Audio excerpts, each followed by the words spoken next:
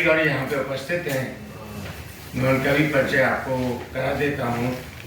हमारे डॉक्टर राज शेखावत जी हमारे राष्ट्रीय कार्याध्यक्ष हैं, साथ में अवनीश गुप्ता जी हैं, संगठन मंत्री हैं, हमारी महिलाओं को रिप्रेजेंट कर रही संगीता जी हैं, सुदेश जी हैं हमारे साथ में जो दिल्ली का कार्य देख रहे हैं, पवन जी हैं जो कार्यकारिणी में बहुत बड़ी भूमिका निभा रहे हैं, और साथ ही साथ गोस्वामी जी हमारे साथ में जो कि हमारे गठबंधन के साथ जुड़े हुए हैं।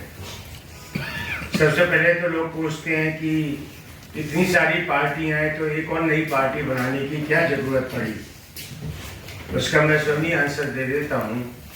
हमेशा नए विचार और बदलाव जीवन का अंग हैं और उनको एक सतत प्रक्रिया का पार्ट भी है, वो जो जीवन भर चलती रहती है, युगों तक चलती रहती है। उसी की वजह से हम लोगों ने अपने विचार लेकर के वीर जनशक्ति पार्टी का गठन किया है, और जिसका चुनाव चिन्ह ऑटो रिक्शा हमको दिया गया है।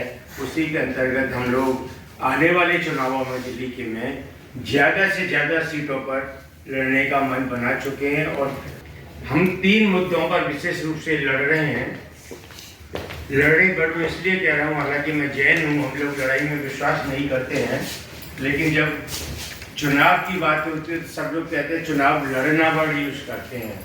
हम लोग कहते हैं चुनाव में भाग लेना, तो लड़ना एक प्रचलित वर्ड है, तो मैं उसको ही उपयोग में ला रहा हूँ।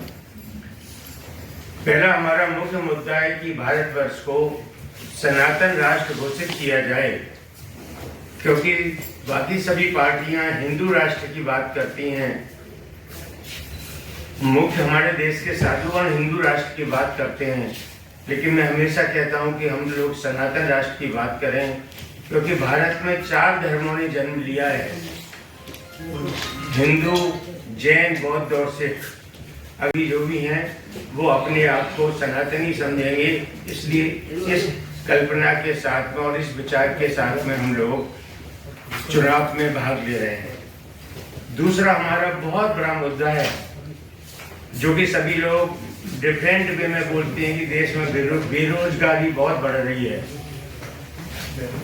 उसका सॉल्यूशन क्या हो? उसका सॉल्यूशन हो कि हम लोग ज़्यादा से ज़्यादा लोगों को रोजगार दिलाएं। उसी के लिए वीर जनशक्ति पार्टी ने 2 बड़ी योजनाएं चालू की हैं, जिसमें हम देश के हर परिवार को, क्योंकि अभी दिल्ली के चुनाव है तो अभी दिल्ली की बात करेंगे, लेकिन मेरा व्यापक जो मानना है कि हम देश के हर परिवार के एक सदस्य को रोजगार किस तरह दिलाएं या उनको किस तरह से व्यापार चालू कराएं, उस पर हम लोगों ने बहुत बड़ी तैयारी 1.5 साल से की है। मेरा परिचय, मेरी पार्टी का नाम है नेशनल लोक तांत्रिक पार्टी। 1995 की पार्टी बनी हुई है, 29 साल पुरानी पार्टी है, उत्तर प्रदेश की। हमने दिल्ली के अंदर जैन साहब के कहने पर ही पार्टी को दिल्ली के लिए उतारा है। कार्य से पहले हम लोगों को एक साथ होना है। सबसे पहले हम लोग जो है भारतीय नागरिक वो बिखरते जा रहे हैं टुकड़ों में। यदि हम इसी तरह से बिखरते रहे तो देश को आगे ले जाना बहुत मुश्किल, क्या बहुत असंभव होगा। पहले हिंदू हिंदू करके चिल्लाते थे हम। हमारी हिंदू नीतियों में से आज 6 धर्म बन चुके हैं। हिंदू धर्म है, मुस्लिम धर्म है, सिख धर्म है, ईसाई धर्म है, जैन धर्म है और बौद्ध पारसी। और भी धर्म जातियां अपना अपना गठन करने पर लगे हुए हैं। ये 10 साल के अंदर कुछ ऐसा हुआ है कि जाति और धर्म पर सबसे ज्यादा बड़ा खेल हो गया है। लेकिन राजनीतिक दल जाति और धर्म से नहीं चलते, वो संविधान से चलते हैं। बड़े भाई जैन साहब का आभार व्यक्त करती हूँ, जिस तरह से उन्होंने इस पार्टी को बनाया और उनकी परिकल्पना सनातन राष्ट्र की है। मैं सभी हिंदुस्तानियों की तरफ से सहृदय आपका धन्यवाद करती हूँ कि पहली बार किसी ने ऐसे पटल पर सनातन राष्ट्र की परिकल्पना की।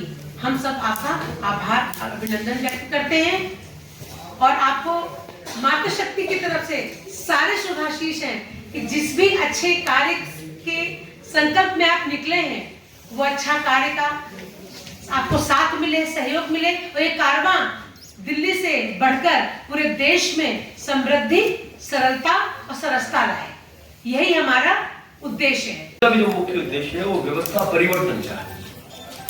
उसके साथ साथ जो आम नागरिक की मूलभूत सुविधाएं हैं जो उसे मिलनी चाहिए, वो इस हमारे जो संकल्प पत्र है उसमें हमने आप तक बात पहुंचाई है। यानी इस प्रेस वार्ता की जो आज का जो आयोजन का जो मुख्य उद्देश्य था वो संकल्प पत्र की घोषणा और आम आदमी की मूलभूत सुविधाओं को उन तक पहुंचाना है। यही आज की इस प्रेस वार्ता का मुख्य उद्देश्य। देखिए, मैं बेसिकली इंजीनियर हूँ और मैं विश्वास करता हूँ कि वो थ्योरी के अंदर कम समय में कैसे ज़्यादा लोगों पर पहुँचा जाए। फिर भी बहुत नई पार्टी होने की वजह से उसकी जो समस्याएं वो तो हैं ही, लेकिन फिर भी हम कोशिश कर रहे हैं। बाकी बातें ना करके आपके सामने 3 मुद्दे रखे जो हर परिवार को समृद्ध बनाने वाली बात, या सनातन राष्ट्र या जियो राजनीति होगी। इसके अलावा मैंने बाकी बातें नहीं की, क्योंकि जब हम सत्ता में आएंगे उस दिन हम उन बातों को करेंगे और उस दिन हम आपके प्रति भी जवाब दें, क्योंकि आप हमारी बातें जो कही हैं उन बात को उस दिन भी हमसे पूछ सकेंगे, हम वही बात करेंगे। Subscribe now and press the bell icon. Never miss an update.